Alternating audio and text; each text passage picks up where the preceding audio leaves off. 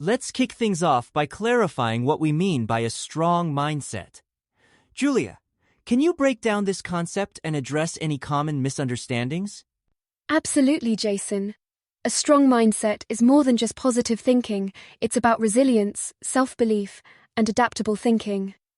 People often think a strong mindset means never feeling fear or sadness, but in reality, it's acknowledging those emotions without letting them control your actions. That's key. So, having a strong mindset isn't about being emotionless, but rather about not letting setbacks or negative emotions dictate your next steps. Can you share a simple analogy for our listeners? Sure. Think of mindset as the operating system for your brain. If your OS is updated and robust, you can handle glitches like stress or failure without the whole system crashing. It's about learning, adapting, and moving forward. Now that we've defined a strong mindset, let's dive into why it truly matters. How does mindset shape our daily experiences and long-term outcomes, Julia? Mindset acts like a lens through which we interpret life events. Research from Stanford psychologist Carol Dweck shows that people with a growth mindset, those who believe they can improve, are more successful in school, work, and personal goals. This isn't just theory. Studies consistently link mindset to achievement. That's powerful. So, even in small situations, like starting your day, your mindset can set the tone. Can you give a real-life example? Absolutely. Suppose two people lose their job. One sees it as a personal failure, the other as a chance to find something better. The second person's mindset leads them to take action, network, and eventually land a new opportunity. The difference is all in how they interpret their situation. Let's transition to a critical aspect of mindset: self-talk. What role does our internal dialogue play in building or undermining a strong mindset? Self-talk is like a running commentary in our minds, and it shapes our beliefs about ourselves. If your inner voice constantly says, "I'm not good enough," you start believing it. Psychologists call this a self-fulfilling prophecy. Negative thoughts lead to negative outcomes. That makes sense. Is there evidence that changing self-talk can improve results? Definitely. Cognitive behavioral therapy, for example, is built on the idea that changing negative self-talk can shift beliefs and behaviors. Even simple affirmations, when practiced regularly, can rewire neural pathways and increase confidence. We've covered self-talk, so now let's explore habits. What daily practices can our listeners adopt to strengthen their mindset, Julia? Consistency is crucial. Start your day with a positive intention, like stating one thing you want to accomplish or feel grateful for. Journaling is another key habit. It helps you process emotions and track growth. Even a 5-minute gratitude list can shift your perspective. Are there habits related to physical health that tie into mindset strength? Absolutely. Movement, whether it's a walk or simple stretches, releases endorphins that boost mood and mental clarity. Studies show that regular physical activity reduces anxiety and increases resilience, making it easier to bounce back from setbacks. Let's shift to a universal experience: setbacks and failure. How does a strong mindset help us navigate tough moments, and what strategies can people use when things go wrong? A strong mindset reframes setbacks as learning opportunities. Take Thomas Edison. He famously said he found 0 ways that didn't work before inventing the light bulb. Instead of seeing failure as the end, he saw it as a step forward. This approach is called failing forward. That's inspiring. How can listeners apply this in their own lives, say, after a disappointing job interview? Reflect on what went well and what you can improve. Ask, "What did I learn?" Then, set a small, actionable goal for next time. This shifts your focus from self-blame to growth, making it easier to try again. Now, let's talk about limiting beliefs, those hidden thoughts that quietly hold us back. Julia, how can someone recognize and replace these mental barriers? Limiting beliefs often sound like, "I can't do this," or "people like me don't succeed." The first step is awareness. Notice when these thoughts arise. Next, challenge them by asking, "Is this always true?" If someone realizes they have a limiting belief, what's a practical first step to break its hold? Start by rewriting the belief into something more empowering. For example, Replace "I always fail" with "I am learning and improving." Repeating this new belief, especially in challenging moments, gradually rewires your mental narrative. Let's explore the social side of mindset. How do the people we spend time with influence our mental strength and outlook? Our environment shapes us more than we realize. Studies show that being around optimistic, supportive people boosts our motivation and resilience.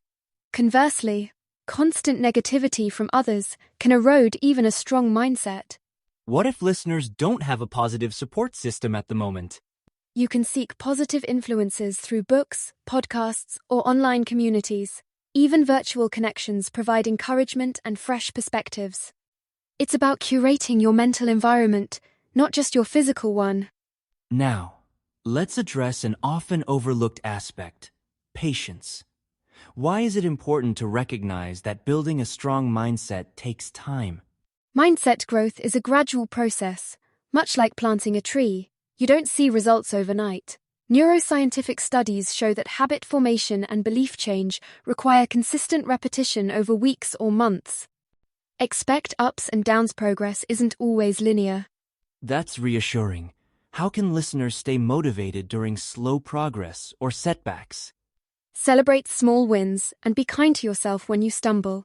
Tracking your growth in a journal can help you see how far you've come, even if change feels slow. Remember, every step forward counts. Let's make things even more practical. What are some actionable tips our listeners can start using today to build a stronger mindset? Tip 1. Begin your morning with an affirmation like "I am capable." Tip 2. Practice gratitude by noting 3 things you're thankful for. Tip 3. Take short breaks for deep breathing or meditation. Tip 4. Write down your goals or daily successes. Tip 5. Limit exposure to negative influences. Do these practices need to be done perfectly or daily to be effective? Not at all. Progress is about consistency, not perfection. Start with 1 or 2 tips and build from there. If you miss a day, simply start again the next day. Over time, these habits compound and reshape your mindset. As we wrap up, let's leave our listeners with some final encouragement. Julia, how can they stay inspired on their journey to a stronger mindset? Remember, building a strong mindset is a lifelong project. There's no finish line. Believe in your ability to change, even if progress feels slow. When setbacks happen, revisit your reasons for starting and surround yourself with uplifting influences. That's such an important reminder. Any last words for those who doubt themselves? You are stronger than you think, and every small effort matters. Keep going, keep growing, and be patient with yourself. Your mindset is your superpower. Use it to create the life you want. Welcome back to Personal Growth Talks. Julia, let's dive right. Resilience is often described as the backbone of a strong mindset. Can you break down what true resilience looks like in daily situations? Absolutely, Jason. Resilience isn't just about bouncing back from major setbacks. It's about adapting to everyday stresses like handling criticism at work or dealing with unexpected traffic without losing your sense of self. That's a great point. Sometimes, people think resilience is a trait you're born with, but isn't it more like a skill you can develop with practice? Exactly. Think of resilience like training a muscle. The more you face challenges, big or small, and choose to learn from them, the more mentally strong you become. Each experience adds a new layer to your emotional armor. Let's transition to self-talk, the running commentary in our heads.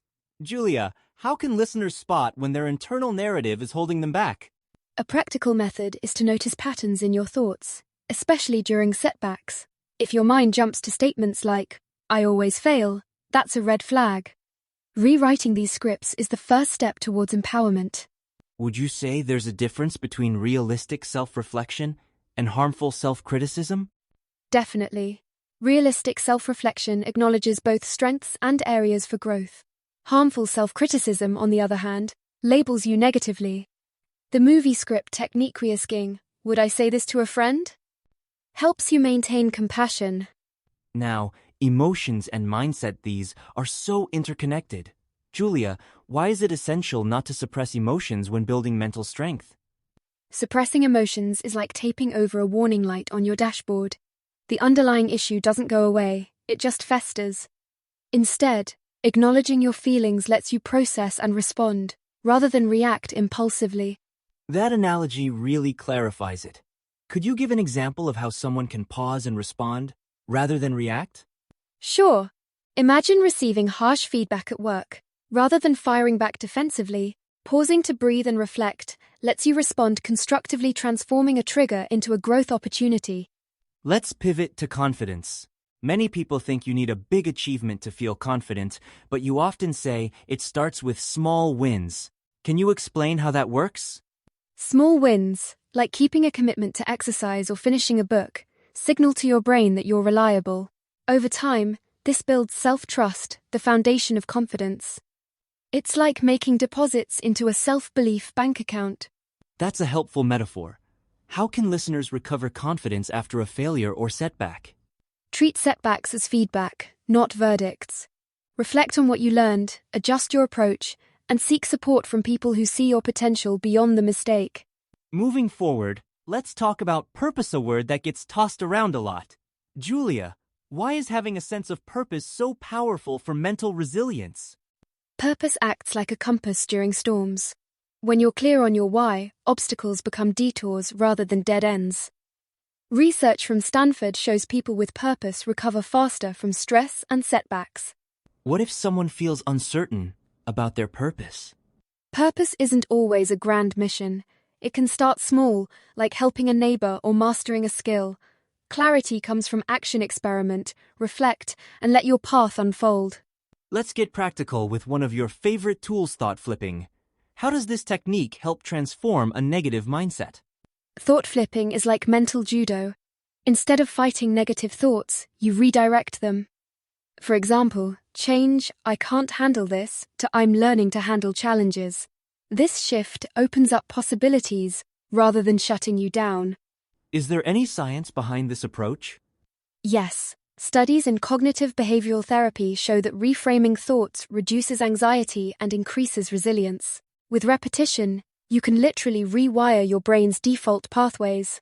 Another powerful daily habit is visualization. Julia, can you walk us through how imagining success actually strengthens mindset? Visualization activates the same neural circuits as real-life practice. Olympic athletes use it to mentally rehearse winning.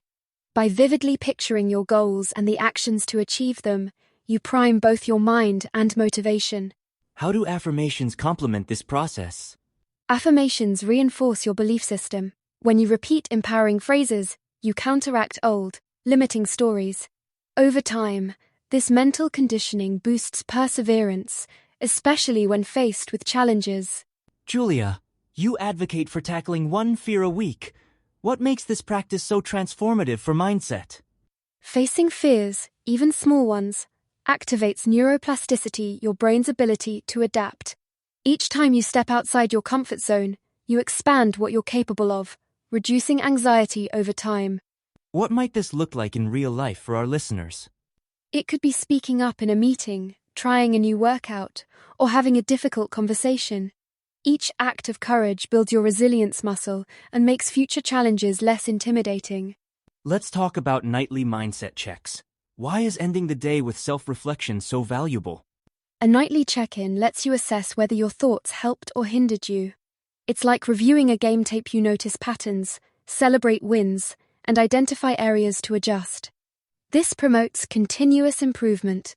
How can someone make this a consistent habit? Keep it simple. Set a reminder or journal 3 questions. What went well? What could improve? How will I reset for tomorrow? Over time, this practice builds self-awareness and intentionality. As we close, let's leave listeners with motivation. Julia, what final encouragement would you offer to anyone working on their mindset? Remember, growth is a journey, not a destination. You don't have to get it perfect, you just have to keep going. Every effort counts, no matter how small. That's so true. And even when you stumble, you're not starting over, you're starting from experience. Absolutely. Your mindset is your most powerful tool. Invest in it daily, and you'll be amazed at how unstoppable you become.